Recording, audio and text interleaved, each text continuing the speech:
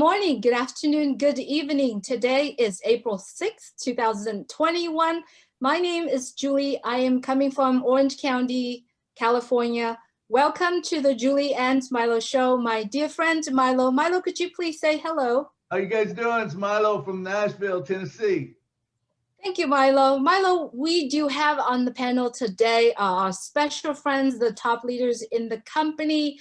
And we like to sit together today to start a Q&A session with us today. So Milo, could you please introduce our guests? Absolutely. Julie, man, we have the best of the best from Onpassive here with us today. All the brains are here, so we're going to get all these questions answered. Up in the top, we have Andy Burks from the UK. We got Chris Johnson from Detroit, Michigan.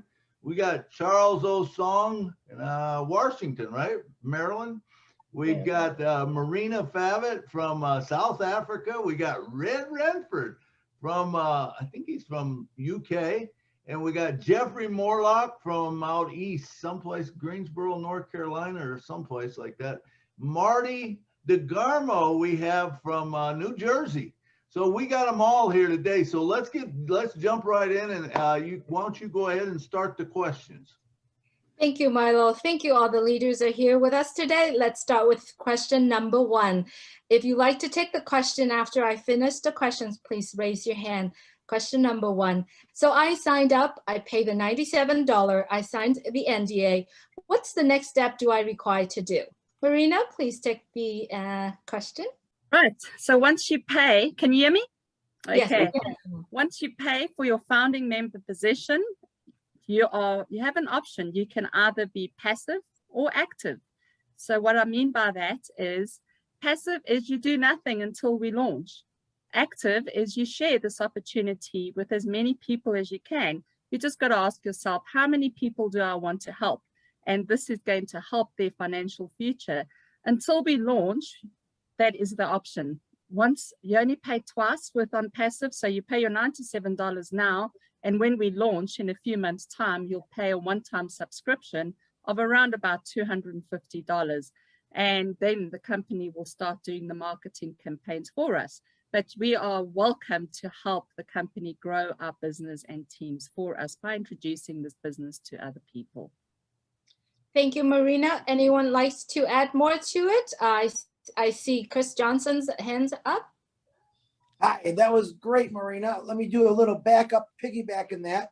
When you first get in, the best thing to do is really get in there under your GoFounders account. You can check all your information, make sure it's perfect. You can actually put your picture in there and then start wandering around on the site, check out the old webinars, get as much information as you can. That would be one of the best things to do right when you get in. Check everything out on there.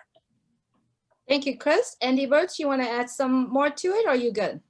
Yeah, just there's lots and lots of different Facebook groups with a lot more information on it. So the suggestion is to come along and join those as well. You get information about the various webinars that are going on so that you can get more information and a better understanding, and you can have that light bulb moment like the rest of us. Thank you, Andy. Back to you, Milo. All right. So that was great. It's all about engagement, being engaged. So that's another question. I keep hearing about timestamp. Now, does the timestamp happen when I sign up or when I pay my $97? Andy? Jeffrey was going to go for that one, but okay. The timestamp, basically, when you register, you do, however, have to pay before we go live. So if you don't do that, you will lose your timestamp. But it's date and timestamp as the day you register. Day you register. Anyone else? Jeffrey, I can't hardly see your hand. It's off to the side, out of your camera. There you go, Jeffrey. Jeffrey, go ahead, Jeffrey. I'm just going to add a little caveat in there. Of course, Andy, you're absolutely correct. But just so that people know, several months ago, we went through a short time frame where it was no longer the registration date.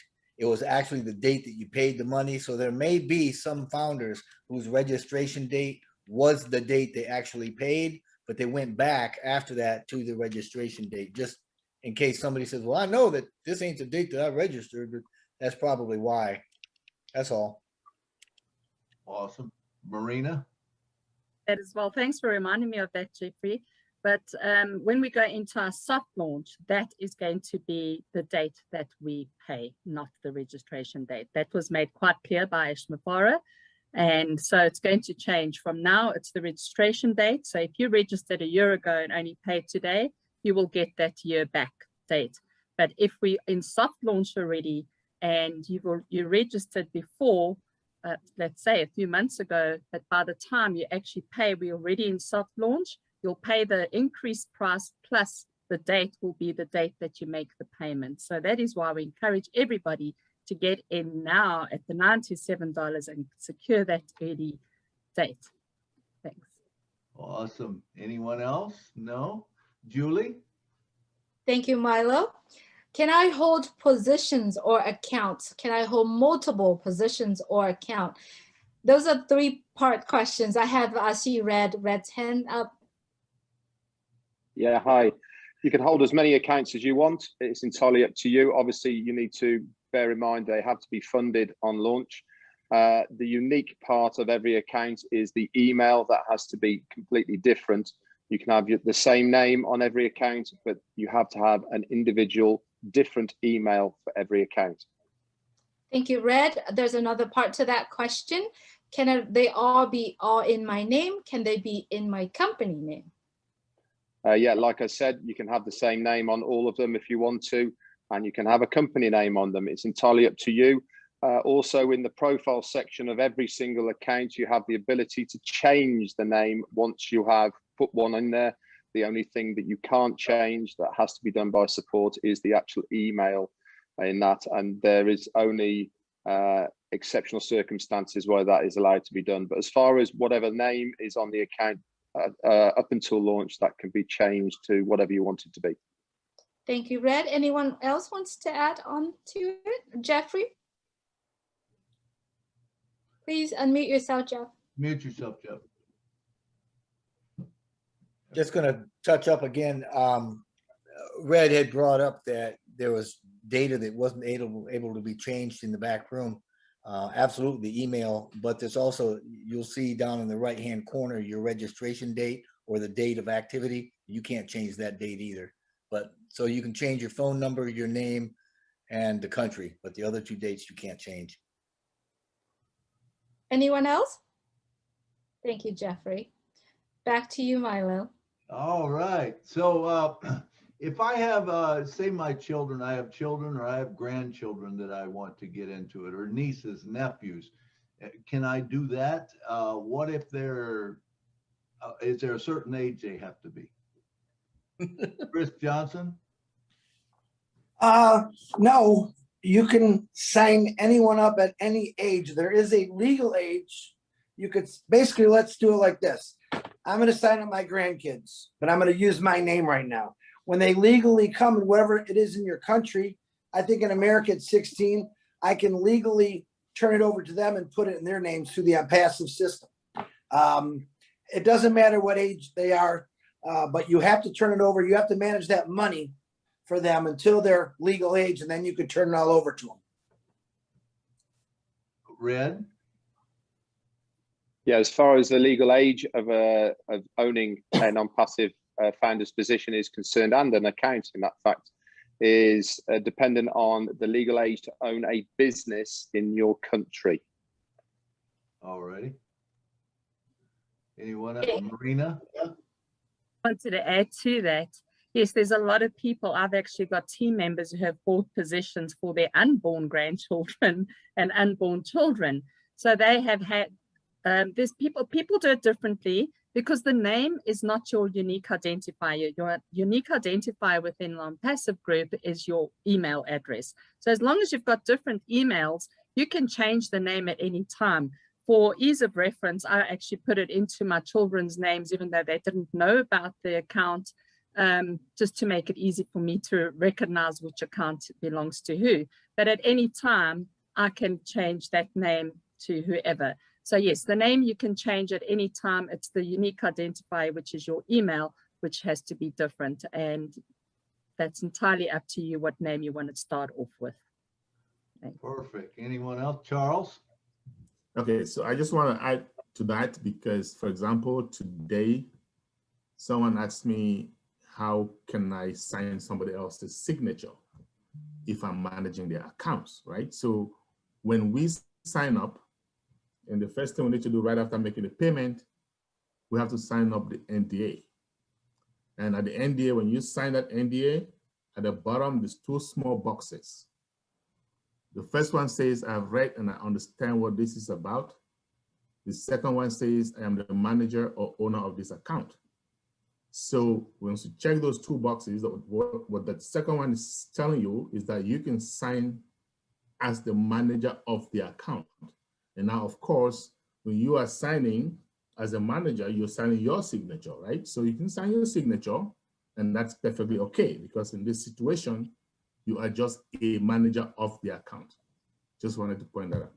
Right, which makes you responsible. Correct. Awesome. Anyone else? All right, Julie, back to you. Thank you, Milo. So I am a founder. What are the benefits for me as a founder of OnPassive? Jeffrey? First of all, you get bragging rights. That's what I love about it. You get to say, I am a founder with OnPassive. That's right. And I'll tell you what, I use that a lot, but getting to the heart of the question, obviously the biggest and the best thing that we can do as founders is we get to pre-build our network, and we get access to the Go-Founders and all of their tools before we go into soft launch or even pre-launch. I mean, while in pre-launch, before we go into the hard launch as well. Additionally, when we're a founder, we have the ability to get the inside scoop, to see what's happening in real time with OnPassive, with the private webinars, the public webinars, and you're privy to information that you wouldn't otherwise be able to get. When we're doing things for OnPassive as a founder in pre-launch, i.e. the soft launching things, then other benefits would include being able to use the tools that they come out with in the products. We get the first links to them. We also get to participate in the beta testing of it all. We get to do things that are pretty neat and keen, and we also get to bring in a lot of people. So I'll let somebody else finish it up, but that's primarily what we're looking at. Thank you, Jeffrey. Up next, Red, please unmute yourself. Yeah, there's also going to be specific bonuses available for founders that won't be available to resellers. And also, as far as founders is concerned, we will be able to be in a position where we can, as Jeffrey said, build our teams pre-launch before we launch the world, where resellers will be going from the launch date. Awesome. Thank you, Red. Is there anyone else like to add to that? The mic to you, Milo. All right. So say if I don't want to become a founder, I don't know why I wouldn't, but I don't want to become a founder and I just want to be a reseller. Can I do that? Jeffrey? Absolutely. Absolutely. Of course, I wouldn't advise anybody to do that because, I mean, the real impetus of what we're trying to do here is going to be felt with the Go-Founders, with the founders position. But if all you want to do is become a reseller, wait till we launch, then join OnPassive through the, they're going to come up with an avenue. Right now, I think it's a 7-day trial. Once you sign up, there will be an option. There will be a very clear path for you to become a reseller and or just a customer, or you can do both, but you got to wait until launch. That's the key for reselling and customers. As soon as we launch, you'll have that option opened up to you. Andy? Thank you, Jeffrey. to be fair, we all become, as Jeffrey quite rightly pointed out, we all become resellers at the end of the day. The simple difference is, from a founder's point of view, as Red pointed out, there are going to be various bonuses for us as founders, and your $97, sorry, has a lifetime money back guarantee. So our advice would be to join as a founder, not as a reseller, if you get the opportunity. Absolutely. Anyone else?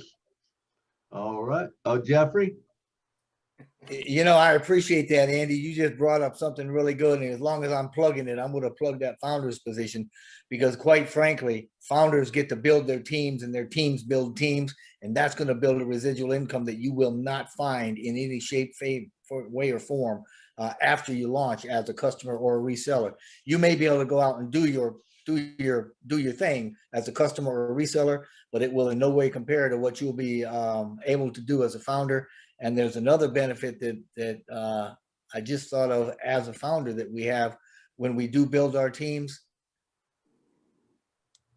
And I just lost it again. I'll have to think about that, because it was, I thought, Bonus wow, we positions. forgot all about that founder benefit, but absolutely. Bonus positions. Bonus positions? Well, there are, what was I talking? I was talking about the founders positions, and it totally escapes me. I think I looked down at Red and then drew a blank, and I'm not, obviously, I don't know where it went. I'll probably find it again sometime.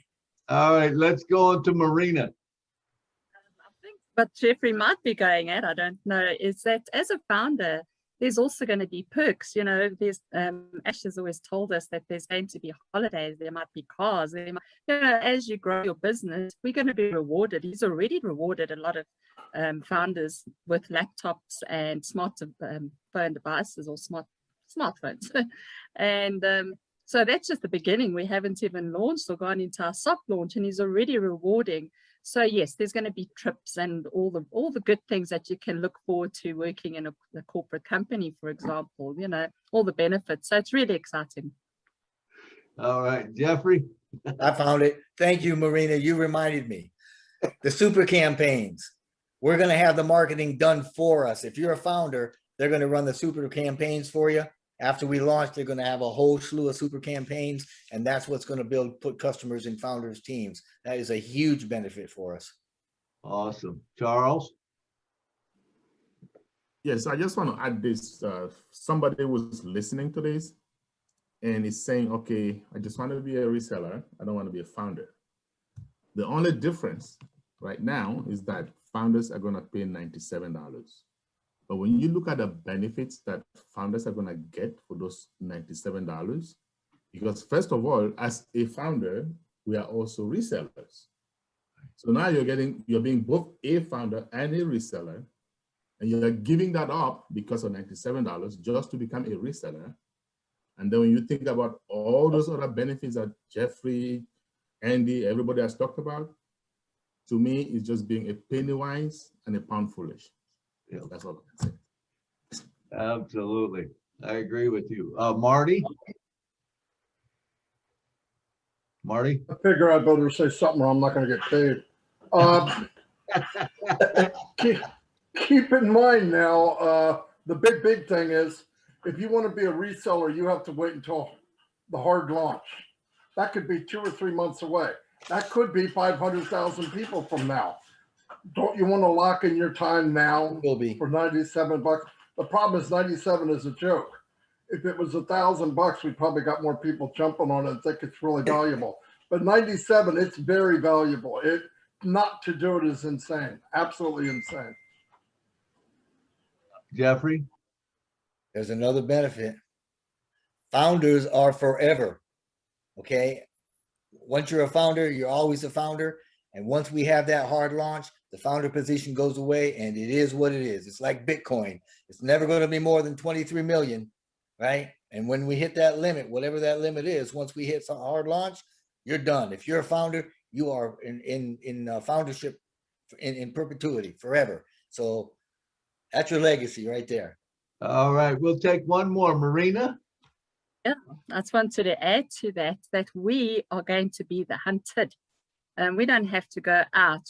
As a founder, we are also going to, from what my understanding, we're going to get badges. So people will recognize you as a founder of this global IT company, and they're going to want to know you. I mean, it's like knowing Mark Zuckerberg or Jeff Bezos. We are going to be those people in the spotlight of the IT industry, where people are going to want to know us and join our business.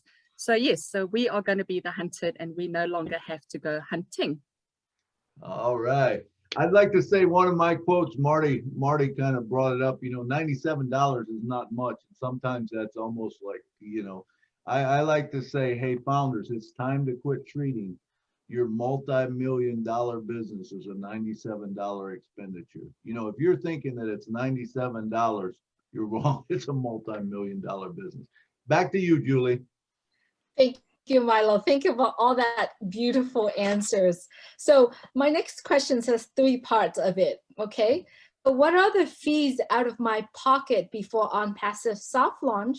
What about during soft launch? And what about after hard launch? Marty? You'll have the fees that you're going to have is $97 to be a founder.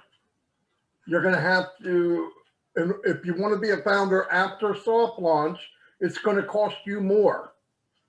It could be double what it is now.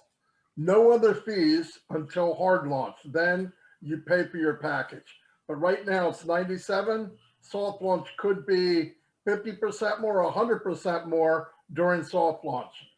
And the other fee is only the product fee, which will be somewhere between 100 and 250. Ash is trying very hard to keep it under 250. It all depends on what the cost to run the company is per month. But that's the game plan.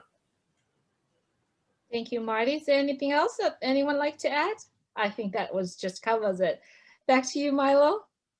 All right. And how does one make money in ONPASSIVE? Please name a few ways that you'll be making money. I mean, there's multiple. Marty? Trying to say this out loud. Anytime someone falls under you, a customer or a reseller, and they purchase a product, you get a small piece of the pie, or trying to think of the proper word to use. You get a part of the sale, okay? So if you have 100 people, you get 100 parts of the sale. And remember, they're paying monthly, so that's residual income. And 99.999% of the people on ONPASSIVE will be customers paying for product. That's how you're going to get paid. And remember, customers will be put under you by the company, by Overflow, and if you do want to share, by you. But either way, your business is going to grow daily, monthly, yearly, and you'll get paid a small piece every time somebody purchases. Put your hands down, guys. That's good enough. I'm just kidding.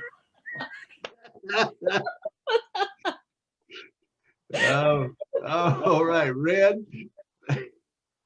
Yeah, another way that we will all be paid is actually by the company. The company are going to go to work on our behalf.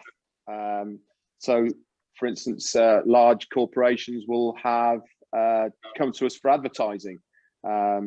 We will be having banner advertising on our own websites and web pages from the company, and we will get a small commission or a small portion of that advertising revenue.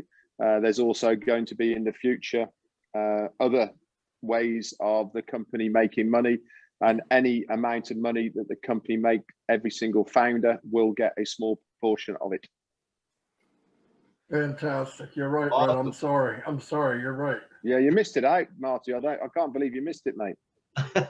Chris Johnson. All right, I'm going to piggyback on my 2 favorite guys there. And also the most important thing, there's no cap. It'll keep growing and growing and growing. There's no stop point. No cap. It goes to infinity. I think that's very important. And I'm glad I got to piggyback off you 2 geniuses there. I love it. All right. Anybody else? Jeffrey Morlock.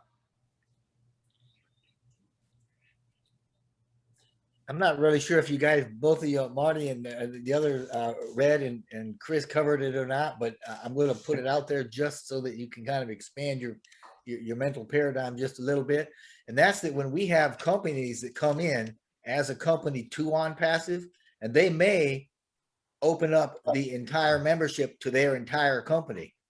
Okay, so whoever comes in with that company, or as that company comes in, if they happen to come under, say for instance, Marty knows somebody that owns a company, and that guy joins up because he knows Marty, then he brings that whole following.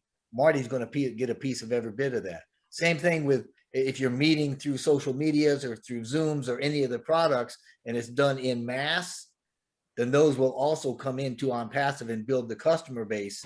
So, I mean, every time Mr. Mafara says this is a lot bigger than what you think it is, oh yeah, it's going to be absolutely huge. Absolutely. Anyone else? All right, back over to you, Julie. Thank you, Milo. I think the next question I was asking is already covered, so I'm going to skip that and I'm going to go on to another one. I don't want to throw Milo's off, but I'm going to the next question, so I skip one, Milo. Okay, so how does one access the profits that made in OnPassive? Red? Okay, every single person, whether they are a founder, reseller, and or a customer, will have a virtual wallet called an O wallet attached to their account. The O wallet will have two parts to it. It'll have a funding wallet and the O wallet itself.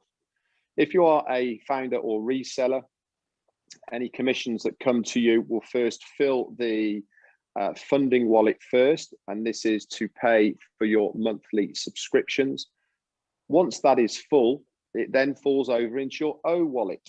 Okay, and once that money goes into your O wallet, you can withdraw it at any time of any day without any qualifications. If money is there, you are in profit, you can withdraw it, and there is so many different ways you can withdraw it. There will be options to withdraw it directly to your bank, depending on country, of course, to banks in cryptocurrency, bankers drafts, and other forms as well, depending on your country.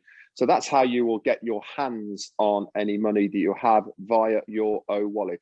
Also, another thing to remember as well is that companies will be hosting their businesses on OnPassive, and they in turn will have O wallets connected to their businesses via a marketplace within the company of OnPassive. So for instance, if one of these cars is one of these businesses, a car dealership, for instance, you can actually buy a car on OnPassive by just transferring that money from your wallet to their wallet, and it didn't even have to leave the country at all. Absolutely amazing. Jeffrey?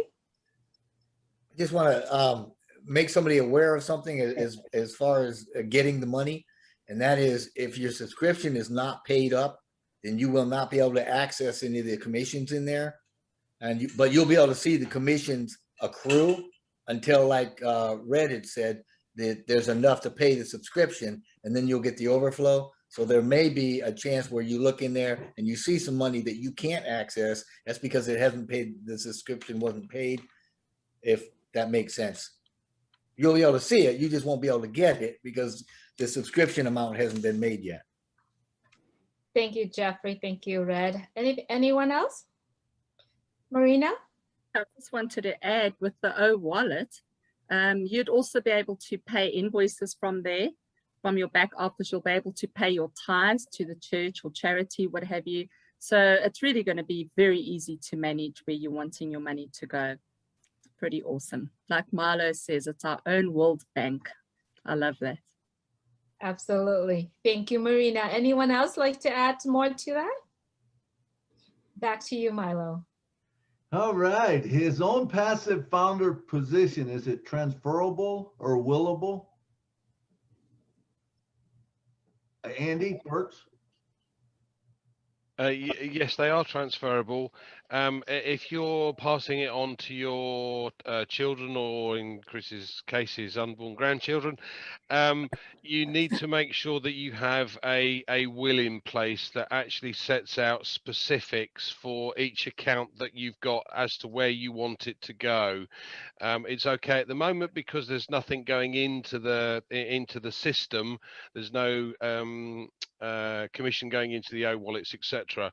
But once that starts, you will have to make sure that you've got a full will and testament to ensure that it passes to the correct person that you want it to pass to. Marina's been through the process at the moment, and obviously if somebody does pass away, then you have to provide various documentation to support that, but it is essential that you have a will and testament in place to cover that. Jeffrey? If there's another part of that it kind of goes along with the willable, but it's not really to do with the will. It's kind of an offshoot, and that is if you have something that's that happens, you know, a tragedy, an emergency in the home, a death in the family, something like that, then the way that you want to actually be able to transfer that account is going to be through the support system within OnPassive, and you're just going to provide the legal documents and go through a legal process that will be set up in case you happen to have something like that within the family, where you want to say, for instance, if someone dies and you need to take that account over, there will be steps, a legal process in place for that to happen as well. Awesome. Add to that, well, not to add, just to clarify, I have gone through this process with one of the two founders actually, and support requested the death certificate, which is understandable, and then proof that that person is the beneficiary. Once that's ascertained, they need the name and email address of the new beneficiary of that account. It's pretty simple, but there are obviously trails to follow, and you have to have that information. And that is why it is so important. I've just got to urge the importance of putting this into your will. You know, letting your family know that you've got this position, and let them know what your email and password is, because people don't realize that this is an asset. You know, at the moment, because we're not earning off it yet, they don't realize the magnitude of it. This is important. That's got to go in your will. It's an important document. You can actually print out your non-disclosure agreement and your invoice as all proof of your payment to and your founding member position, which is fantastic. Awesome. Thank you, Marina. All right, Julie, back to you. Thank you, Milo. So obviously, oh, Jeffrey Morlock has his hand up. I'm sorry. Take one more. Sorry, Jeffrey. No, that's absolutely right. I love this because, you know, we're kind of feeding off of each other's, which does a lot better than just answering the questions. And Marina has got an excellent point. Something I'd like to bring up and just recommend, obviously, to every founder. I mean, if you're like me, and a lot of founders are, if you look at the numbers, we have multiple accounts. Please make a list of all your accounts and their passwords and keep those somewhere, so that in case something happens, somebody in your family has got that complete list. Because if you're like me, I got a whole page of them. And if I died tomorrow, except for the goodness of OnPassive reaching out and saying, gee, you know, Mrs. Morlock, do you know Jeffrey's in this? I mean, obviously all my kids do, but you understand the importance of what I'm saying is make sure there's a list, make sure you've got your accounts and your passwords, and make sure that somebody knows where that information is in the event that something happens catastrophic. Then, I mean, Marina, you're absolutely 100%. This is a legacy for your families. This will be something that'll be generating for generations. So take care of it. And like you said earlier, don't treat this like a $97 expenditure. Absolutely. Absolutely. Thank you, Milo. Thank you, Jeffrey. And I believe you have already covered the next question. So I'm going to skip to another one. So when I activate my O-wallet, what information will I need to provide? Red? Yeah, hi. The O-wallets are going to be controlled by a third party outside of OnPassive. And these people are going to expect you to set these wallets up by using a term called KYC, which is Know Your Customer. This is normal practice on the internet at the moment. Depending on country, again, there will be various forms that you will have to provide to this company to verify who you are. This could be a driving license, passports, it could be utility bills, it could be also facial recognition, which is being used a lot more now. In Spain, for instance, they use notaries to confirm who you are, also documentation from town halls, etc., all depending on what country you are. This is the legal way of setting up your wallets to verify who you are, because at the end of the day, security is going to be paramount, because this is where the money is going to be. And one of the reasons that ONPASSIVE is going to be using a third party is that to keep your account safe. That means that to access the money, you have to go through the setup process of the KYC. There's also going to be probably 2FA that's going to be attached to it, which is another security measure as well to be able to access that account. Thank you, Red. Andy? There's also, it differs for company setup. So if you've got a company within ONPASSIVE that you've set it up for the company, then you'd need a certificate of incorporation, articles of association, etc. The documentation differs slightly for a company that would do for an individual. Red's quite right. There's normally an ID, passport, a photo ID, and then there's a selection of various different other documentation like utility bills or phone bill, bank statements, etc. So there is normally a list, and I'm sure that the company will come out with that list for each individual country.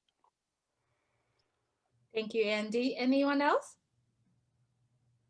Back to you, Milo.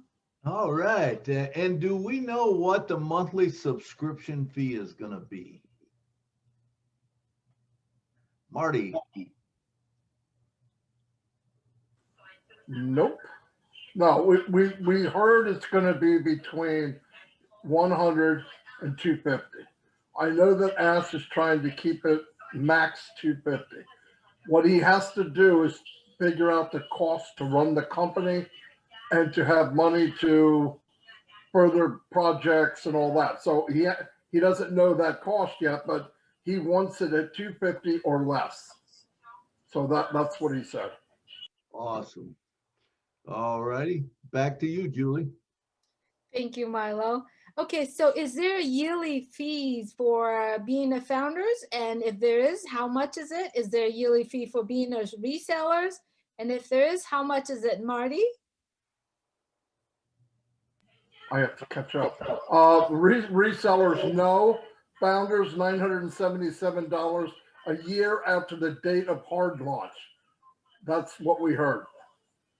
Oh, go ahead, Chris. Unmute yourself, Chris. Chris, unmute yourself. Marty, you accidentally said 977. I think it's 997. If I'm wrong, correct me, please. You're wrong. No, you're right. You're probably right. I don't know. Somewhere around $1,000. Go ahead, Brad. Yeah, there's one thing just to remember, that you're absolutely right. It's going to be, we've been told 997 for the renewal after 1 year, but also bear in mind that to be able to renew the founder's position, which is optional, by the way, you don't have to renew your foundership. You can opt not to do it. If you think it's not worth the 997, I have no idea why people wouldn't, but there you go. But there will be qualifying things that you have to do to be given the option to renew, and one of those will definitely be having an active account, which means basically paying your 12 monthly subscriptions throughout that period of time. Thank you, Red. Also, is that $997, is that out of pocket, or is it from the profit that the company made? I see Marina comes up first, and then Red. Red would have answered that perfectly. The lovely thing is with ONPASSIVE, we only pay twice. Once for your founding member position, once for your subscription. Going forward, anything that needs to be paid for comes out of our profits earned. So we don't need to worry about, can we afford it? You will be able to afford it with the volume that is coming in.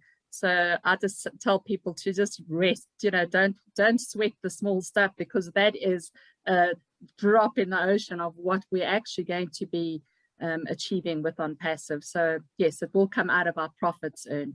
Once again, it will go into our funding wallet if you select it. Thank you, Marina. I see we have Jeffrey hands up, and then Marty.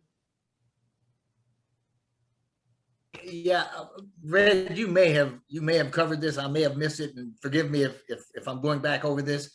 But the foundership, the renewal of the foundership, there is a process. It's not a given. Just because you opt in to do it doesn't mean you have to qualify to remain a founder. There is a process that actually put in place, and there are criteria for it. You have to be in good standing, as they say. So it's just not something you're going to be given. You gotta be in good standing to have it renewed.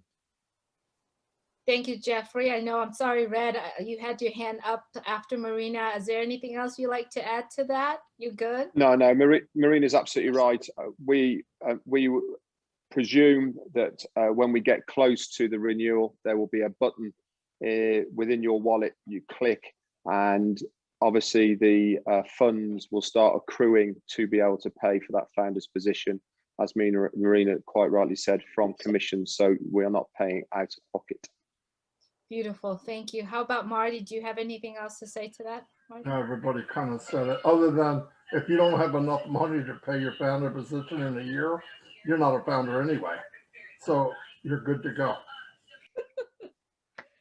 Thank you, Marty. Back to you, Milo. That's good, Marty. How many companies has Ash owned before ONPASSIVE? Jeffrey?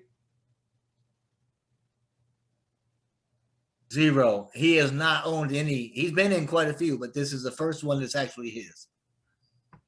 Thank you for clarifying that. All right. I think Marty has his hand. Next.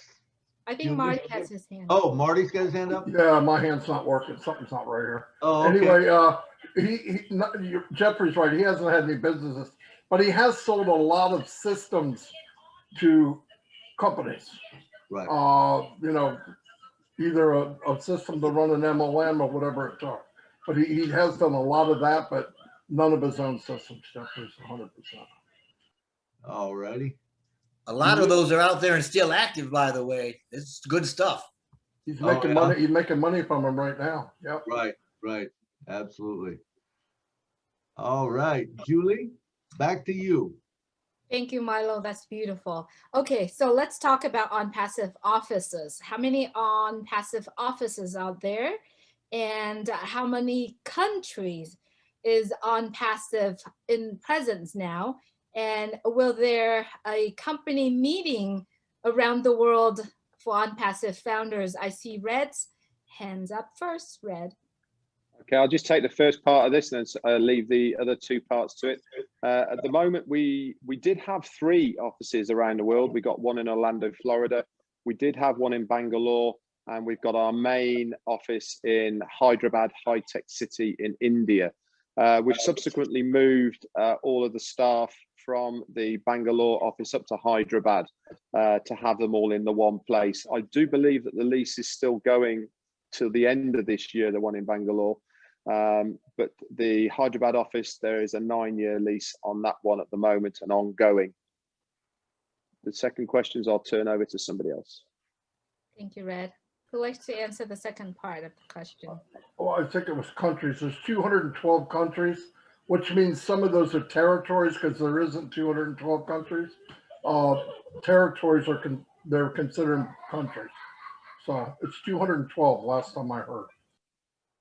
Okay, anyone else? Anyone like to take the third part of the question? Jeffrey Mola?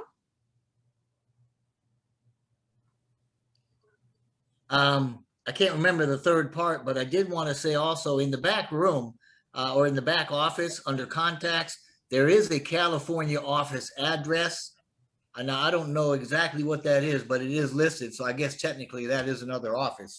But I never hear of anything going on there. So what was the third part of the question? Will there be company meetings around the world? Oh, where- yeah. Can Oh, you- yeah. There will be lots of company meetings in lots of different places. I'm absolutely sure. And I would even imagine that there's going to be quite a few of those that will be sponsored by corporate ONPASSIVE. And we will have galas. And I can't imagine anything slowing that down. Yeah, you're going to have, and that goes part and parcel with the 1,000 global leaders. The positions that you're going to have after launch, and after you hit certain criteria for the global leaders, then each of those, you're going to have a global leader and maybe one or two or more per country. So, and these global leaders will be the core of communication for ONPASSIVE Global. And a lot of that activity that you're talking about or questioning right now will be coming through every one of those via corporate, and it'll float down into the various countries and the various global leaders. So the short answer is, you bet. There's going to be a lot of meetings with a lot of people. Thank you, Jeffrey. Brett? Yeah, we've already actually had one meeting, and this was the inauguration opening of the Hyderabad offices, where the Indian leaders and partners as well, actually, some of them went there. There was about, I think, 35 to 40 to the opening. They got shown around the new offices, etc. And this was our very, very first meeting that we've had as far as ONPASSIVE, the company, is concerned. Thank you, Red. Jeffrey brought up a good point. I like to bring that up right now. So what are global leaders and what are the requirements to become a global leader? Anyone want to take that? Red? Last time we had this information, it might change obviously, but the requirements are to have 1,000 personal sponsored people plus a team of 10 or in excess of 10,000 members in your team. So 1,000 personals and 10,000 within your team. Then you will be given or asked if you would like an office in your country. As Jeffrey rightly said, you will be then the main kingpin point of your country. And as rightly Jeffrey did say as well, there could be more than 1, 2, or 3 per country. But it's a big milestone to get to for many, many founders out there. It's also going to be, I believe, a paid position from the company as well to be a global leader, to have your own office. There will be allowances for it. Thank you, Red. Marina, I see your hands up. Yeah, I just want to add to that for those that might be new. When you think about 1,000 personal direct referrals, whatever, it's like, oh my gosh, how can I ever achieve that? That is not it's not about what you can personally achieve. It's about what the company with the AI marketing campaigns is going to be doing for us and putting those customers under us, which builds our direct team. And so that's going to happen very quickly. If you've actually started with a bit of foundation and you have started building a team, that's going to even happen quicker. And then the other thing is, and I remember because Charles Song asked this question to Ash Mafara, he lives in the USA, but he wanted an office in Nigeria and Cameroon. And Charles said, Ash said, wherever you want it. That's all about total freedom with ONPASSIVE, the CACMO, time and total freedom.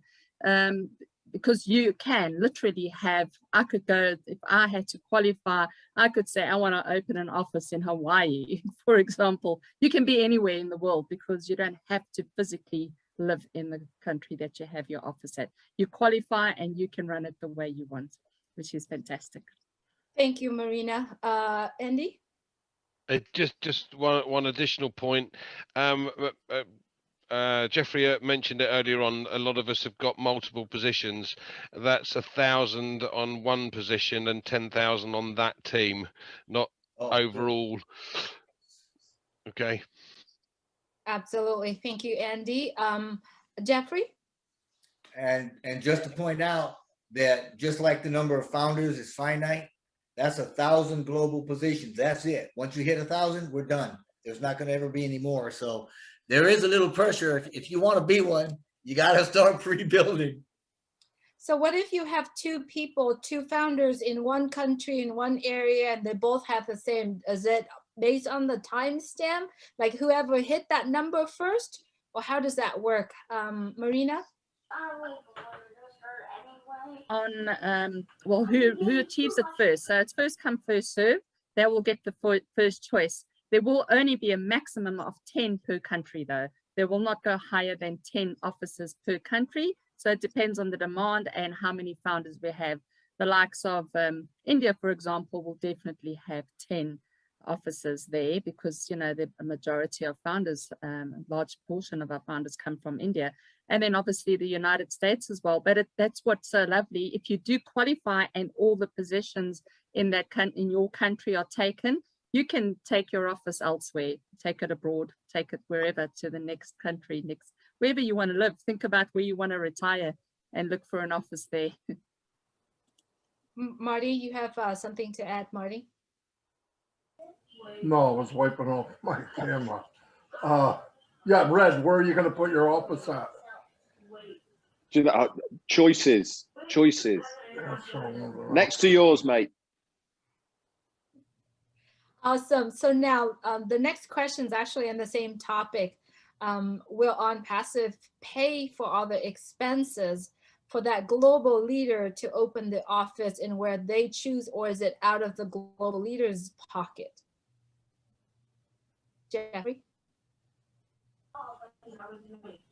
Oh yeah, I think Red and Marty both touched on this one, that ONPASSIVE is, oh yeah, they're going to foot the bill and they're going to do it right. They like to do it fancy, and they're talking about setting you up in a real nice place with a car, your payroll. I mean, everything. Creme de la creme. ONPASSIVE is going to take care of you. Awesome. Thank you, Jeffrey. Back to you, Milo. All right, this question goes out to Mr. Charles Olsong. Charles, what's the difference between the soft launch and the hard launch? Okay, thank you. That's what it is. One is soft, one is hard, right? So, okay, no, I'm just kidding. I'm trying to be like Maddie, just make people crack. Okay, so we have phases. The soft launch. So we're in pre-launch right now, and we're going to get into soft launch. What does that mean? In software development, we have what they call alpha testing and beta testing, right? So alpha testing, that's done by the engineers, a group of engineers who call them testers, right? They've done that already. And then the beta testing is synonymous to what we call end user acceptance testing. And we are already getting into that in a matter of days. We already have the O-Bless in our back offices, we have the O-Trim, we have Academy. These ones are pretty much ready. So at any point in time, Ash is gonna let us know. They are revamping our Go Founders back office. That means we, the founders, we're gonna be able to access those products that are ready and start testing them out. Now, does that mean we are into soft launch? No. However, Ash has said, by the time we get a few of those products ready, 5, 6, 7, 8, we're gonna get into soft launch. What's the difference? In the soft launch, we are gonna be testing the traffic. Wow. And the traffic, of course, at this time, we're testing it for the founders, because that traffic is what's gonna give us customers and or resellers, right? But since we are not yet open to the public, we're gonna have some founders. How many founders are we gonna get? That's up to Ash and his team, right? So it's not a guarantee. We're gonna get some founders coming, testing the traffic, and then we're gonna get a bonus. So once we start seeing the bonus coming in, the price goes up from $97 to some unknown amount. Like Maddie says, it could be 50% more, it could be double, but the price will go up. And then we, the founders, we are gonna start seeing some bonus, right? So once we see that bonus coming in, we'll see new founders coming in from AI, left and right. We are gonna know we are in soft launch, right? And that's gonna transition into the hard launch. And how does that work? We, the founders, after testing those products, we're gonna know that, okay, everything looks good. Our systems say go. Nothing, no bugs need to be fixed. And then Aisha said, we're going to now sit together as a company and we're going to decide when to bring this baby to the public. And that's the hard launch. Awesome. When the customers, everybody can come in as customers and or resellers, no more founders. So if you're here and you're listening, jump on board before we get to that point. Awesome. So you mentioned something about on the soft launch, there's going to be a bonus. Can you tell us a little about that? Can you expand on that bonus plan? Sure. So Aisha has decided he's going to reward those founders that are currently working hard. What does that mean? That means during soft launch, whatever you do during soft launch is going to give you a little bonus, some money in your pocket. And how does that work? If you bring in a founder during soft launch and that founder is direct to you, you get a $20 bonus for each founder that you bring in. And now that founder can be brought in by AI, doesn't matter. As long as it is positioned under you, you get a $20 bonus, okay? Now, indirect. So if I bring you Milo and you bring Julie, so if I bring you, I get $20. And you bring Julie, you get $20. And I get $2 because Julie is my second level. So second all the way to the 15th level is $2, which is huge, especially for those people that are building, right? Because just imagine, we know there are people that have 10,000 in their teams already, some 20, some 30, some 40, even more than 100,000. Now, if you have, say, 100,000 in your team at this point, that means you probably are averaging maybe what, 500 new founders a day, because you have 100,000 potential founders, potential active founders. So if you're getting 500 a day coming in, not from your effort, that's already $1,000 a day. Plus what AI is going to do for your team. So those people with big teams, they stand to make some serious cash, even during soft launch. Wow. Okay. So I always tell people, if you have 0 in your team, well, 0 times 2 is 0, right? If you have 1,000 in your team, well, 1,000 times 2 is 2,000. So those people that are currently working, they're going to be smiling come soft launch. They might even wish we never get to hard launch. Wow, that's a great explanation. Does anyone else got anything to add? I think he covered it all. All right, back to you, Julie. Where can I find a compensation plan for OnPassive? Anyone would like to take that question? Jeffrey? I love the easy ones. You can't.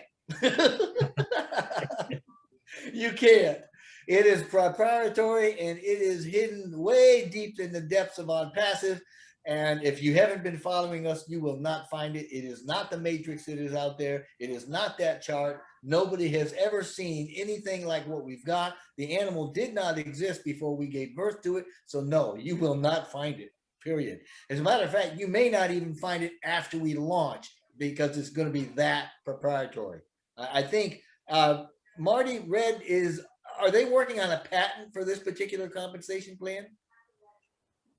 I believe so, yeah, because it is so revolutionary and it hasn't been used before. I know that Ash was talking about being able to protect it so nobody else could copy it. Yeah, it's not just one payment. It's many, it sounds like. Thank you, Jeffrey. Thank you, Red. Thank you, Marty. Anyone else like to add to that, or are we all good with that? All right, back to you, Milo. I think that was pretty cut and dry. Absolutely. All right, let's go. When will I be able to add or build my website on the ONPASSIVE platform? Red.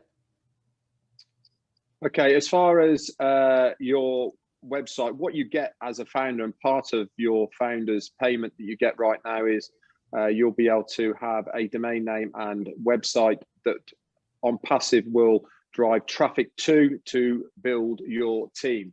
This you'll be able to set up very close to main launch and not before.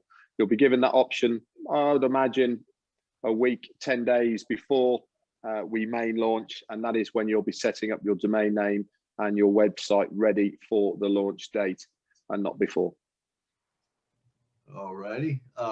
Jeffrey?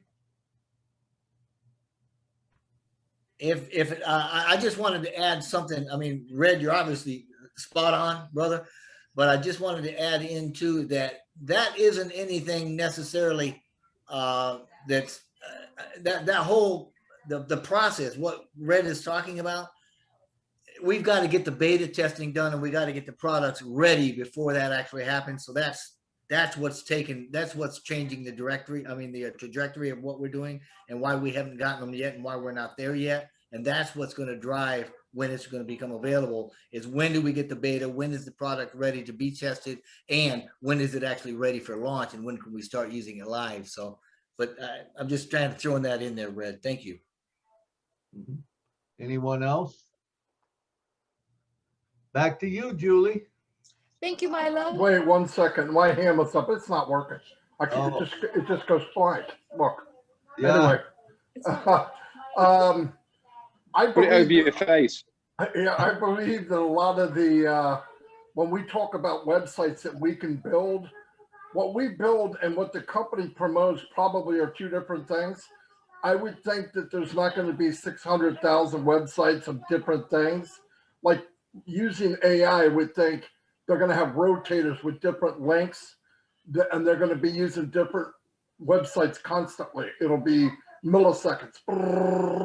Now, if you want to take a site and build it and go promote on your own, I think that's one thing, but I think they'll do a lot of that internally. I mean, that's my opinion. I don't know for a fact, but just thinking about how it would work, I think be a rotator, and AI will learn which site works the best. And it may not be Marty with a half-assed video on it. You know what I mean? I think they're going to want it. They're going to be using their own, I believe, in a lot of the marketing, but I could be wrong. I'm going to find out. All right. Julie? All right. Thank you, Milo. Will an automatic clearinghouse or automatic withdrawal be able to add it to our wallet?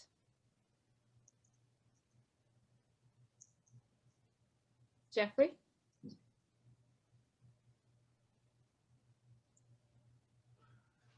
Can't hear you, Jeffrey. Oh, I hate my button here. I haven't heard that specifically brought out or mentioned, but if you look at the history of OnPassive and you look at and gauge the type, kind, and quality of work they do, and the mere fact that, as you said 100 million times, if you said it once, if you need it for your business, we're going to have it. I cannot imagine that clearinghouse or automatic payments or ACH or debits, it's all going to be part, but it's going to have to be worked in so that the wallet and the third party and all of the finances and everything works in together. But the short answer is, yeah, you're going to see just about anything and everything that makes sense to do in a business sense. We're going to have it. Thank you, Jeffrey. Anyone else like to add to that? Back to you, Milo. All right.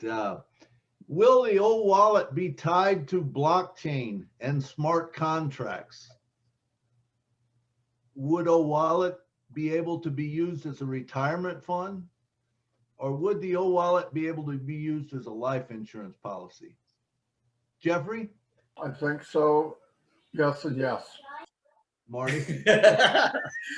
Concerning the blockchain, right now it's not connected, it's not utilizing blockchain, but I have no doubt in my mind they are heading toward that direction. It's my personal opinion that until they come into a base 12 for blockchain, it's not going to be absolutely hack proof, but that's coming, and it's coming quickly.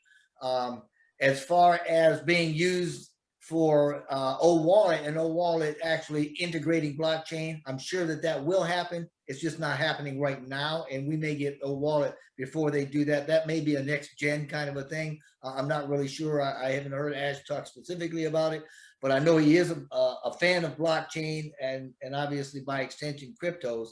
Can it be used as a retirement fund?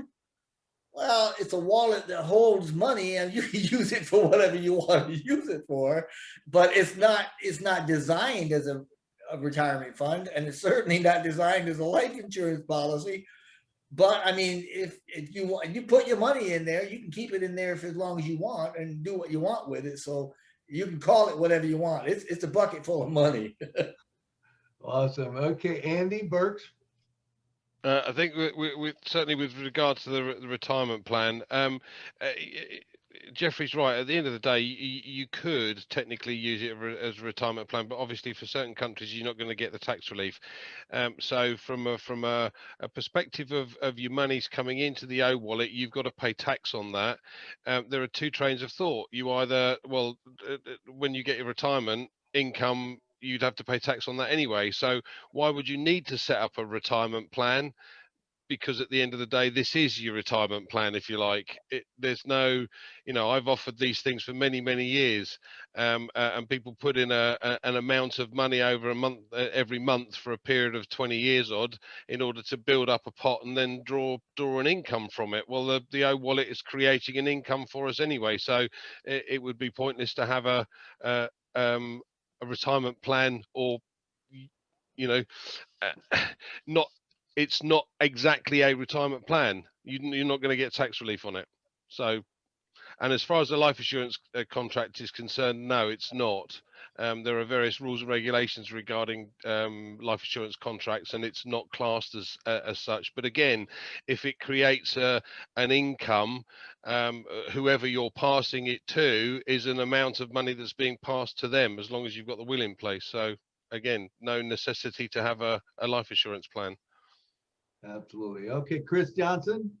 Hey, seeing that I am a retired young man, I do get one set income every month. So as far as what ONPASSIVE is going to complete for us, from what I see from listening to you and what I study in the market, you're going to get a whole lot more than you ever expected. So like I said, just plan smart with your money, get into a financial advisor.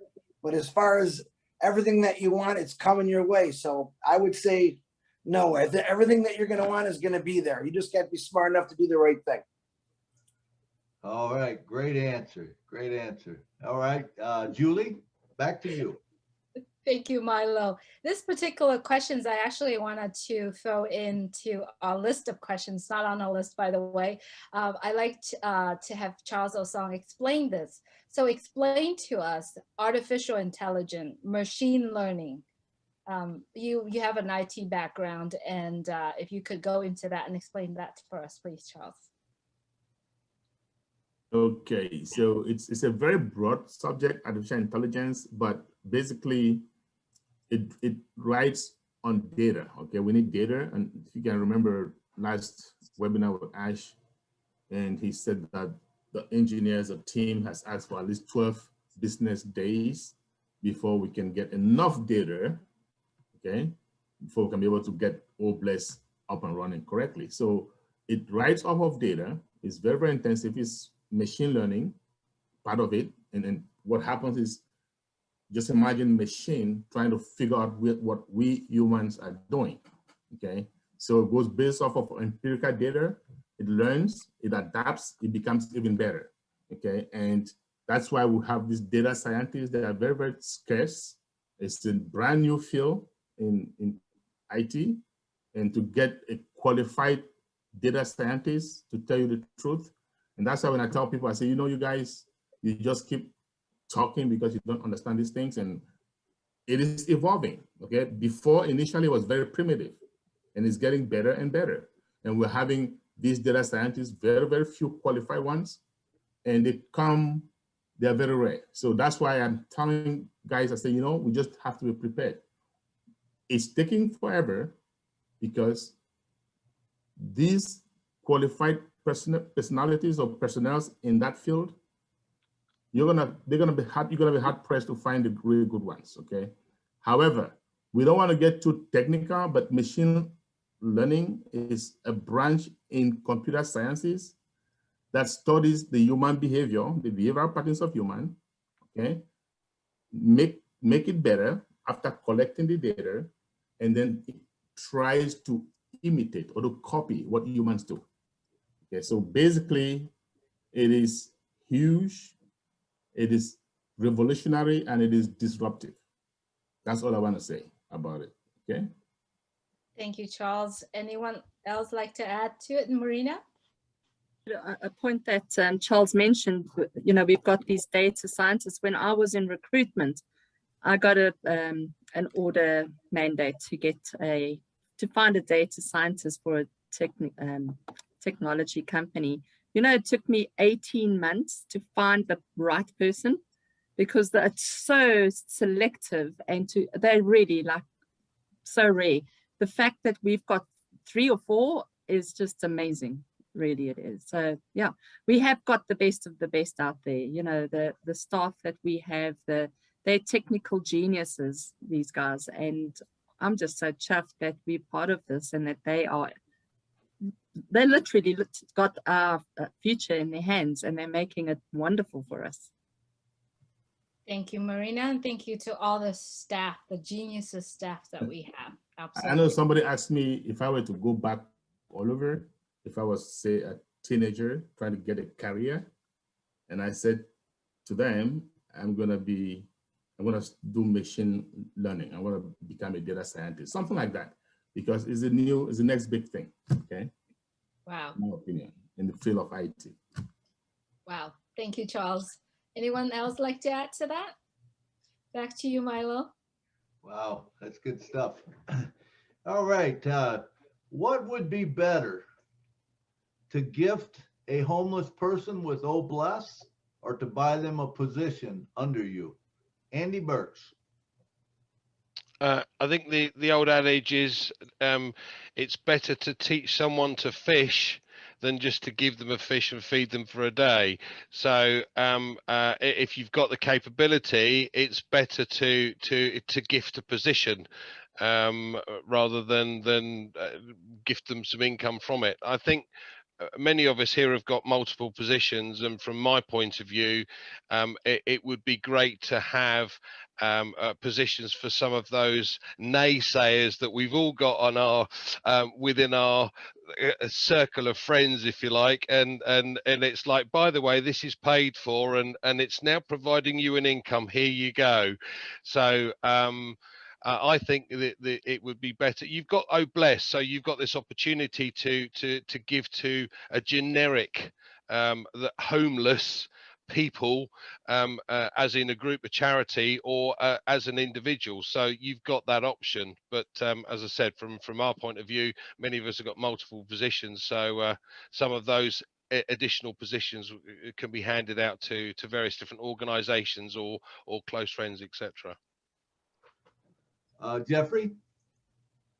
I just want to kind of bring something up that I hope that most people are aware of, but if they're not, then this is something we do need to consider. In what Mr. Burke, what Andy has just said, in that, albeit a house is a pretty big fish.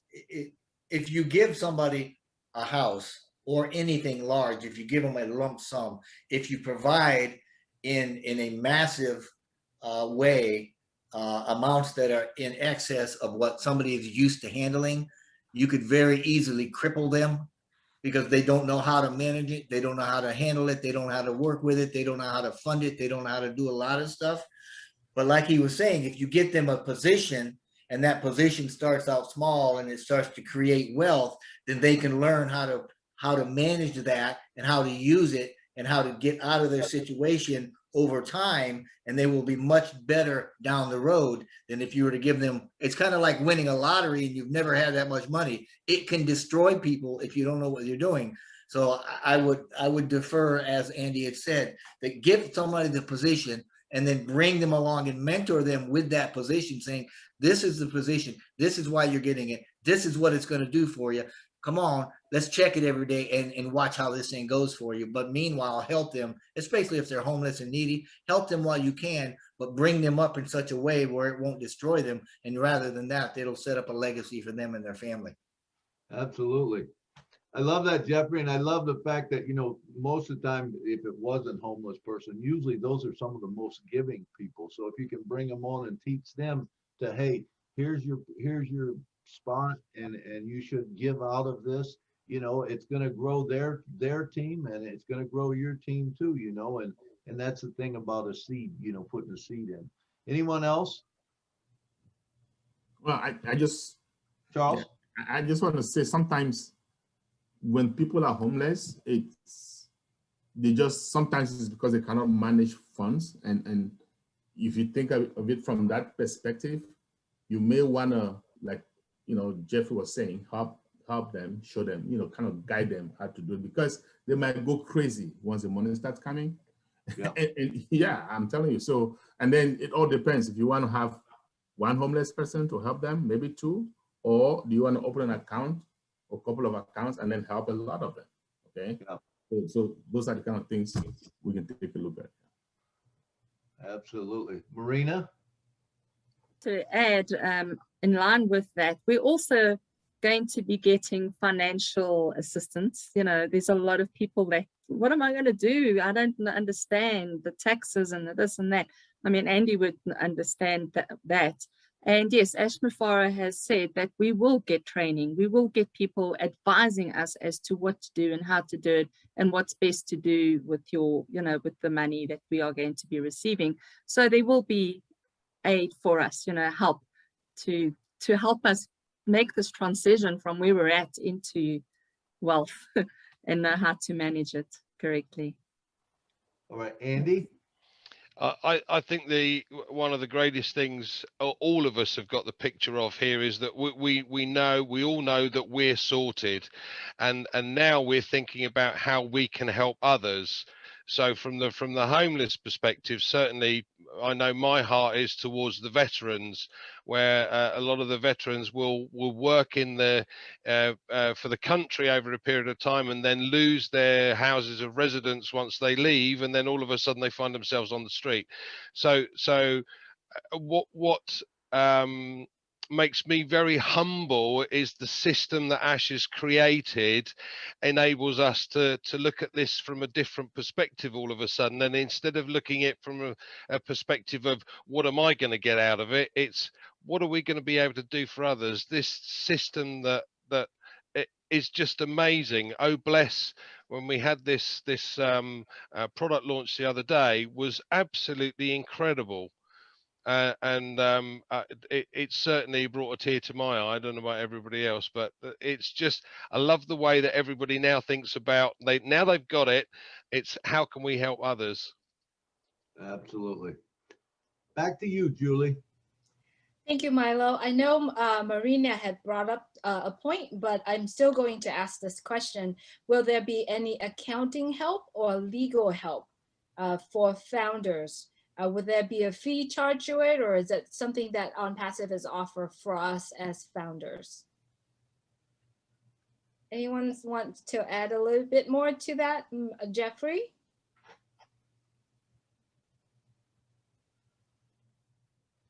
I didn't see anybody that was really willing to jump into that one, so I figured I'd go ahead and get it started at least. There will be help on both sides of that, and there will be free, and I'm sure there will be paid, as well as they will probably even have recommendations for people that do that sort of thing as a fee for service and that sort of thing. I don't think that ONPASSIVE is rated as a legal company for hire, so to speak, although they've got an excellent legal team. And he has mentioned that there will be certain things, you know, like taxes, and there will be certain help for certain issues financially, at least if not long-term for a complete suitability, at least to get people pointed in the right direction and put them in contact with the people or entities that we need to be in contact with to make sure that we can manage whatever it is that we're getting from them. Marina? That, you know, when you look at the amount of founders that we have, and we've got a lot of intelligent people in professionals in accounting, chartered accountants, attorneys, lawyers, what have you. And they would be able to use the Academy as a side income or second stream of income, charge a small fee to give this sort of advice, which I think a lot of founders will really find grateful to be able to plug into that.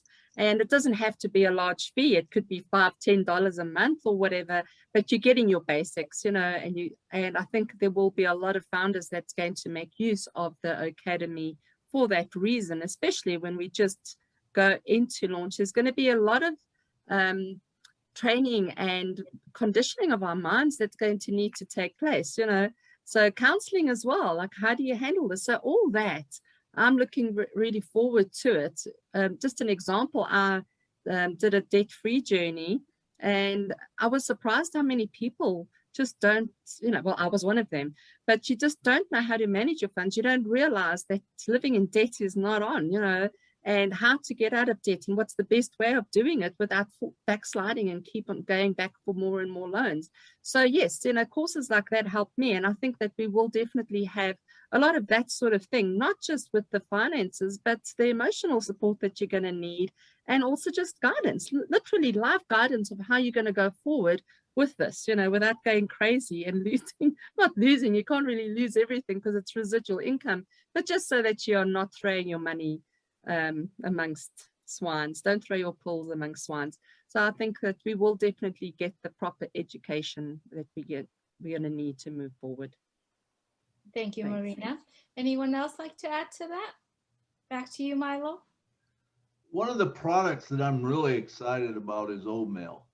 And I'm just wondering, is there any type of a limit to how many emails you can send out at one time with Oatmeal? Red?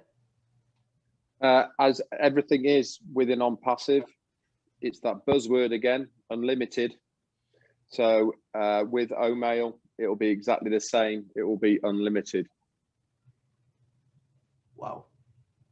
Anyone else? I guess there's no other answer to that. Back to you, Julie. Thank you, Red. Thank you, Milo. So I have a website and products that I'm selling with other MLM company. Will I need to do anything to market so that OnPassive can provide the marketing and the ClickFunnels for me when OnPassive launch? Marina? Firstly, not every company is going to be able to just get put onto the website. They need to be legal compliant and ethical, obviously. So yes, the nice thing about that is it will be checked out, and the businesses that are being promoted within the OnPassive platform or what have you, we know are legit and legal and compliant and all the rest of it. So you'll also find if you have got one of those companies or you are affiliated to them, you'll know that, okay, the vetting has been done. This is a legit company, and people could obviously get more business from it, with the great products. There's a lot of great network marketing and MLM businesses out there, but we've all been burnt with going into the wrong business in the past. And that's what's going to be fantastic, is it has to be vetted, and OnPassive will make sure that it is. So they do the homework for us. Going forward, we're never going to really get our fingers burnt again with getting into the wrong business. So yes, that's my 2 cents worth at least. Looking forward to that. Thank you, Marina. I know Red has his hand raised, but he's not on camera right now. Red, are you still there with us? He stepped away. Yes, I am. Yes, Red, please add more to it if you have any. Yeah, I was just going to say exactly what Marina said right at the beginning, is that the company has to be approved, and there is a approval way that OnPassive are going to say whether a company can be hosted with us or not, and one of those is ethical. To be honest, even though they are legal, they have to be ethical as well. So that is the very first criteria that any company has to have first, is that it's got to be approved and be hosted on the OnPassive, and the rest of it is exactly what Marina said. Thank you, Red. Anyone else like to add to that? Marty? I think your hand's raised. No, okay. Back to you, Milo. All right. Well, living in Music City, of course, I've got a music question. If music is streamed, is there anything in place that will collect royalties for the artist, for the songwriter? And will that be done in like some sort of contract? We've already kind of said this, short contract through blockchain. And I know that Jeff said that, you know, it's not there yet, but it probably will. But does anyone know that, the answer to that one? Marina? Don't know the answer, but I do remember someone asking Ash Mafaro the same question. And like, would they get paid? Like, you know, so for example, to compare it to a YouTube channel that you're getting paid for as an influencer, would we have a similar thing within OnPassive? And his response was, we are getting residual income. So you're not going to be getting paid for your music videos, but if you are doing it through the academy, or you're charging, you know, for whatever, that is how you'd be able to get paid for that.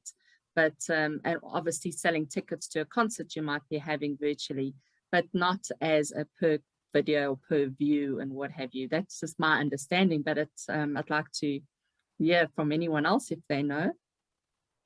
Jeffrey? Thank you, Marina. Well, the whole topic is a little nebulous simply because we don't have it out there yet. But it sounds like the question is revolved around, if I have a personal product, a song, a composure that I am putting out, and I have now gone and used Academy or something, and I put that song out there, people can download it or listen to it much like they would, you know, a course. Then it would seem to me that Mr. Mufara is going to have, not only can I download this, or if it's streaming, but in any way that you want to have this paid for. I mean, you could, if somebody wants to pay extra and download it and then they can resell it, you can, I mean, you get more for it. If they want to just stream it, right, then there's got to be a way for it to be able to collect the royalties or collect fees through the streaming process. I have no idea. Mr. Osong probably knows a little more about the technicalities behind that. But again, it seems to me like with the thoroughness that we've seen and witnessed with everything that Mr. Mufar has put up, that's going to be a pretty easy piece of cake to do. So the short answer is, yeah, you'll be able to collect whatever finances from your product that you want to, in whatever way that you want to collect it. All right, great. Andy? I think obviously with things like YouTube, when you send your viewers to go to our ONET and view it, then obviously they're going to be offered this 7-day free trial to make use of the products and services. So from an owner of the video, for instance, go see my video, you'll get this 7-day free trial, and they will come on as customers. So technically, you know, we're going to see an influx of customers that way as well, like from YouTubers, or from selling or offering music videos, etc., where people come and look at these things. And Ash has already expecting that you know, we could have over 50% of those that go to view this and get offered this 7-day free trial, that they will take it up, and obviously then the person is then receiving a residual income from those new customers that come on board. Yeah, I think the thing that I'm looking for is song copyright. So if an artist has a song copyright on a song and someone else uses it, is there a way that that artist will be paid, whether it's, you know, like 0.08 cents or whatever every time it's streamed? That's the way the radio industry does it, the television industry does it. I'm just wondering if there's going to be something there in that way, if anyone knows. Charles, do you know anything, being the IT guy you are? Well, I think a lot of this stuff is going to depend on how Ash and his team want to set it up, because today, with the capability that we have, they can pretty much set it up any way they want. So I'd rather wait for Ash to tell us exactly how they want to do it, because trying to be careful not to give out information that he doesn't want to get out, right? So, Right. yeah, so I believe I'll rather wait for him to give us an idea, give us a clue, and then we can go from there. But yeah, it is a variety of ways that he can go. Great. Absolutely. All right. Well, thank you. Julie, back to you. Red had his hand raised. Oh, for a I'm sorry. question. Red. No, I was just going to say, normally, as far as copyright is concerned, people can waiver the copyright if they choose to put it somewhere. So, say for instance, in your case, you're talking about song copyright. Ash might set it up, for instance, in the way that he's saying, yes, you can use our service, but you have to waiver your right to the copyright for the song. So, like Charles said, and until we see how it's set up, it could go a lot of the ways. But just because a person receives copyright now for a song from a radio station doesn't mean to say that he would automatically then have a copyright if it was on our YouTube, because he would have to physically put it on there, because nobody else would put it onto the site. He would do it himself. And then obviously if the deal is he has to waiver the copyright to the song, or revenue from the copyright to the song, that's the deal that goes with hosting it on the site. And I like that. I mean, I think they're going to make much more anyway, by doing it that way anyway. So of course, it's probably just something that's going to change over time. Okay, Marty. Yeah. Am I muted? No, I'm unmuted. Okay. Yeah, we got to keep in mind when this behemoth is launched, there's a lot of stuff we just don't know. We're going to go in and it's going to be like Dorothy on The Wizard of Oz. Oh, it's the house landed, but we don't know where we're at and what's going on. We're going to be able to go through, like Charles said, we don't know. There's artificial intelligence, machine learning, but how did he want it to learn? How did they set it up? What did they want it to do? And we don't know any of that. Even the small detailed stuff we don't know, we'll get in and we're going to find out real quick because he made it user friendly. But a lot of it, yeah, we have no idea. And with artificial intelligence, it gets smarter the more data it gets. So it just keeps feeding it. And then it finds out no turn right here, no turn left here. Okay, forget it, go straight. It will learn, like Charles says, it learns what people are doing. It's going to learn where I'm surfing. It's going to learn, where did I go after I signed up? What did I do? What is he doing? They're going to like this. It's like going on TV and you watch a certain show and later on it says, we think you'll like this. That's some type of that, but artificial intelligence is way beyond that. But there'll be a lot of little items we're going to go, I'm not sure. I think months down the road, even after it launches, you're going to find out that one piece is hooked to something else and does something you didn't even know it, which would be cool. But I just think there's little things we'll probably learn as it opens, I would think. All right, we'll take one more. Marina? I just wanted to remind everyone what Ash told us a few months ago. And he's mentioned it a few times actually over the course that I've been a founder anyway, is that whatever we think it is, it's bigger than that. So I think that, whatever we are imagining in our minds, it's just going to blow us away. It's going to be bigger than that. And whatever we think, can it do this, can it do that, it's going to do 10 times more than that. So I think we must, just enjoy the journey and know that if it's needed and if it's a requirement, Ash said, if you need it in business, so it's not just, when we think business, a lot of us, if we're not in music or not an artist, we're thinking business, brick and mortar, whatever. We're not thinking of the artists and the singers, but Right. Yet you are. So yes, that's your business. So if you need it in business, I think it will definitely be made available to you in the due course. Absolutely. Thank you guys all for your thoughts on it. Back to you, Julie. Thank you, Milo. So how does overflow work? Anyone? Marty? If we look at a 3-buy, whatever it is, and I believe part of this crazy pay plan might have something like a 3-buy in it. The only reason I'm saying that is because he says 3 and it's free.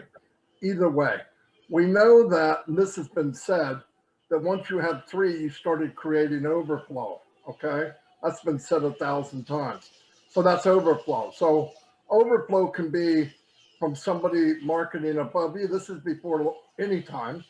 So if you're building people, you're creating overflow. The other flow can also be from the company because they're building people, and when you get a certain amount and a certain level, it overflows to the next level. So that's overflow. Overflow is the line that they're in has hit that number, and the excess is flowing to the next one. It fills that level, it flows to the next one, and that's what overflow is. Anyone else like to add to that? Thanks, Jeff. Jeffrey? No, no, you did wonderfully, Marty. I think that was very good. I was going to ask you, you used to explain it. There was a way that you explained it a long time ago. I think you used like a shower head or something with it coming down and just flowing downward. But you're absolutely right. And it does have to do with all 3 of the tables. Well, it's kind of hard not to use a matrix. I mean, you've got the three tables, where you've got your personal team, right? And then, or your unilevel, and then you've got your teams, and then you've got the whole company, and the overflow is working throughout the entire system. So everything that's coming down from all of those, every time it breaks a new level, that is overflow, no matter where it is. Whatever it is, yeah. And wherever it is. The point no, is, whether you call it a matrix or not, the word overflow is in the company. Yeah. Ash has said it, everybody said it. That means there's a limit, whatever that limit is. And there's a limit on each level. So whatever that limit is, when you hit it, I believe the top level's 3. If the 4th person goes down, the next one's 9, the next one's 27 or whatever, and it just keeps going that way. What's neat about it's not just you, they're building everybody. Plus you do have some people that are building, which increases that. And it's just going to be crazy. So yeah, but there's some type of level because he didn't like, what was the other word instead of overflow? Spillover. Yeah, there was a big deal. Don't use spillover, but overflow, to me. Yeah, but the key takeaway here that you're referring to is that you're looking at a horizontal limit of 3, and then it goes down. The overflow goes down, whereas the limit is applied horizontally. So, and that's how you fill, and that's how you keep the term in your head. Yeah. Okay, anyone else? For you, Milo? All right, and I think we're about to the last question. So when an account is paused due to the lack of funds, I understand that the person as a founder can only use free product. Does their account continue in the marketing campaign and have ability to gain resellers? Charles? Oh, Marty? Some of the stuff is also detailed, but let's remember, if I get paused, the person above me and the person below me are not paused. So the train is running. So if you're paused, it could be 20 minutes, okay, or whatever it is, or you can add in the $10 to make it paid off. But I mean, I can't imagine anybody in Onpassive, especially anybody in the end now, that there's going to be this thing you call a pause. But if it pauses, the system is running. If that doesn't stop, can you use the Academy or this? Maybe not. But the free stuff, whatever, it doesn't matter. The point is, when do you get back in the game? The game is playing around you. So it's going to fill right in either from the bottom, the top, the sides, whatever, because we also have kind of a spill up. Because just because you got paused doesn't mean the 700 people under you did. They probably didn't. So it just, to me, it's crazy because I don't see it. I just don't see it happening. I really don't, especially on the second month. You know, you're paying the first month. So yeah, I don't see it happening. Absolutely. Charles?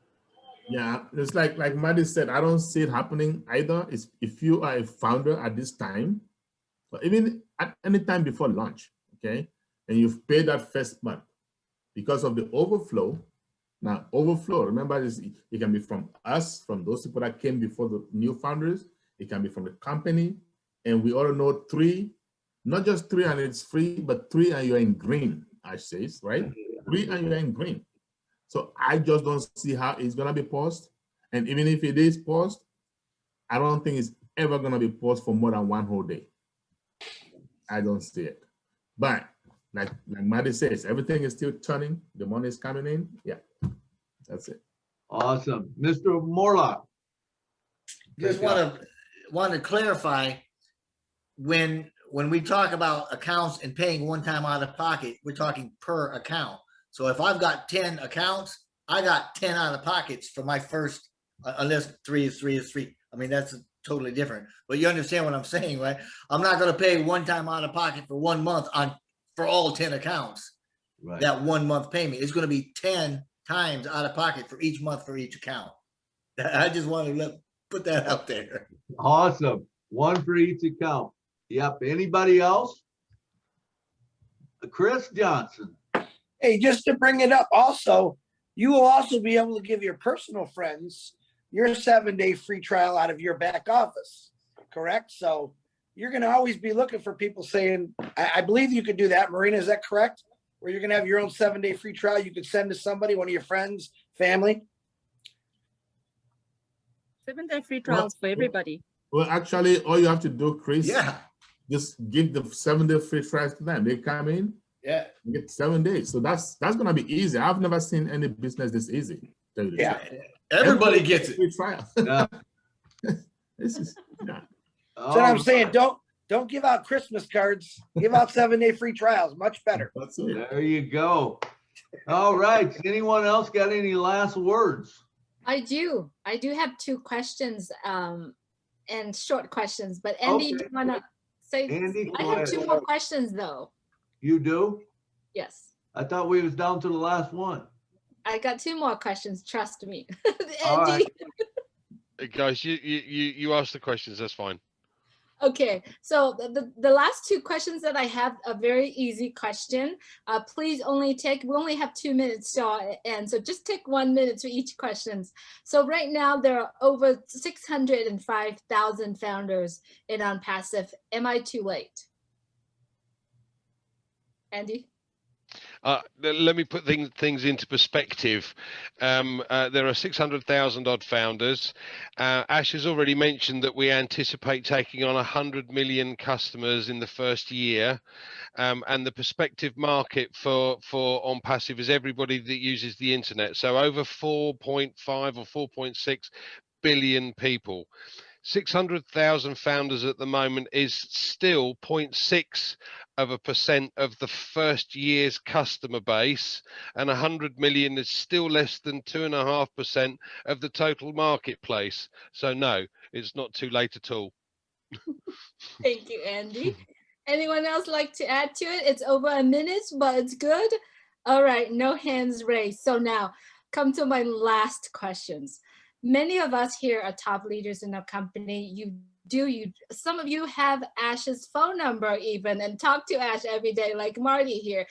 And many of you probably have already received many of this question. So when is the soft launch? When is the launch date? Jeffrey. Remember, I made that joke and got myself in trouble, so I'm not saying it yet. That's why I put my hand up. I was going to say something funny. I thought, no, I'll just say it wasn't yesterday. I know when soft launch. What I will do is kind of clarify what the soft launch is so that we will recognize it. Because a lot of folks they're thinking, okay, as soon as we get products in the back office that we can use, maybe that's soft launch. Or maybe it's when the price goes up, right? And that's probably the real telltale indicator is that you're going to start getting more things into the back office. But once the price actually goes to the increase, that's the red flag or the checkered flag saying we are now in soft launch, because that means the price has gone up, which means that we're entering into beta, because as Mr. Osong, I think, had said earlier, that once we actually enter into soft launch, we're going to be testing the marketing and the money flow campaigns. And that by default, right, simply by extension, includes the AI that runs all of it. And that means we got to have money in the system. Without money in the system, you can't trust, you can't do the marketing, and you certainly can't do the money flow. So when is soft launch? As soon as the price increase happens, we will be officially in soft launch. But if you're looking for a date, keep looking. I had soft lunch today. It was chicken salad sandwich. Pretty soft. Well, yeah, yes, what I say. We are already in soft launch. Yeah, We've we been are. in soft launch. Yeah, we are. Yeah. So it's going to be hard to say this is soft launch, this is not soft launch, this is hard launch. Just like Jeffrey just said, once you see that bonus, then you can say, okay, this is what we've been waiting for. But we are in soft launch. Yeah. Another great thing to look at is when Ash does a webinar at some weird time and tells you to set up your wallets. Yep. That's Or you say, when I say, it's here, no more it's coming, it's here. That's right. That's right. As Mafara actually did say that we in soft launch, I think that most of the founders are just expecting soft launch with the bonus. So as long as they're not getting paid the bonus, they think we're not in soft launch, but we literally are, because it's all part of the beta testing. Right now, the OBLESS is collecting data. We don't see what's happening. Not all the founders are going to, not all the products are going to be tested by us as founders. They're going to be tested in the alpha testing, like Charles mentioned. I'm learning quite a lot here. And then obviously we are going to be testing certain products, but we are in soft launch. Products are getting tested right now. They might just not be getting tested by us. And that's all part of the beta testing soft launch. Exactly. Absolutely. That is so beautiful. Anything else? Anyone like to add last words? Milo, would you like to add anything else to it? Thank all of these people for coming tonight and blessing us with their presence. Man, you guys were awesome. Man, the answers that came out were awesome. You know, I learned stuff tonight that I didn't know, and I appreciate it. Absolutely. I resonate that with you, Milo. I appreciate all the leaders here. Thank you, Andy, Red, and Marina. It's midnight where you are. Really appreciate you coming on here. Everyone, if you watched this video, you wanted to reach out to these leaders. They love you so much. For them to accept our invitation to be here with us here, it's a 2 hours long of Q&A, and yes, their brain are working really crazy to be able to answer all these questions to you. So if you watched this, please reach out to them and tell them how much you appreciate them. Thank you so much for watching our Q&A session today. Thank you all leaders being here with us. As always, please stay well, stay healthy, and most of all, stay alive. Good night from Orange County, California. Good night from Nashville. And don't forget to get back with the person who shared this video with you. Thank you, Milo. Absolutely. Back from South Africa, and it's actually 25 to 3 in the morning. Oh, Wide awake, fired up. Thank you. Wow. Thank you Good so night, much. everyone. Thank Good you, night. Charles, for taking your Good night, guys. schedule. Michigan. Thanks, Charles. Thanks, Andy. Thanks, Jeffrey. Really Thanks, Marty. Thanks, Marina. Thanks, Chris. Thank you so much. Ya. Bye. Thank you. Listen to the stories and how they tell when they joined and how they're doing so well. Telling us what it's all about today and how they are loving that own passive way. On passive, here today on passive, there's no better way. Listen to the Julie and the Milo show, so then you can be the very first to know. On passive, it's a here today. Julie and Milo show is coming your way on passive.